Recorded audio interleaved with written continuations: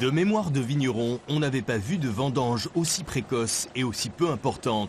Chez les vignerons de Saint-Pé-Génissac, ce sont 120 coupeurs qui sont entrés en action ce matin, notamment sur ces jeunes parcelles de merlot.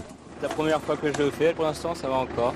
Avec le soleil il fait beau, alors faut continuer. Avec le gel du 28 avril, les vignes ici en contrebas ont été sévèrement touchées de 80 à 90%. Seuls les coteaux ont été épargnés. Sur les secteurs vraiment gelés, on risque d'apporter des raisins à peu près à 15 hecto-hectares, des vignes à 15 hecto-hectares, ce qui est relativement faible. Heureusement qu'on a des parcelles aussi en coteaux pour compenser ce manque de rendement.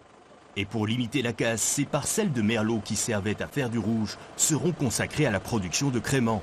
Le marché des créments est en pleine évolution. Il progresse bien, donc pour nous il faut qu'on arrive à garder notre potentiel de production pour assurer justement les besoins des marchés. On avait prévu de faire 27-28 000 hectos de créments, malheureusement on n'en fera à peu près que 15 000 cette année. Chez les vignerons de Rozan, on va vendanger dès demain, excepté sur ces parcelles qui ont gelé, soit 55% du vignoble. Ce sera dans 2 à 3 semaines. On fait des prélèvements comme d'habitude, on commence à prélever pour avoir une idée de la qualité de la vendange future, sachant que sur ces parcelles gelées, on a un retard de maturité par rapport aux parcelles non gelées.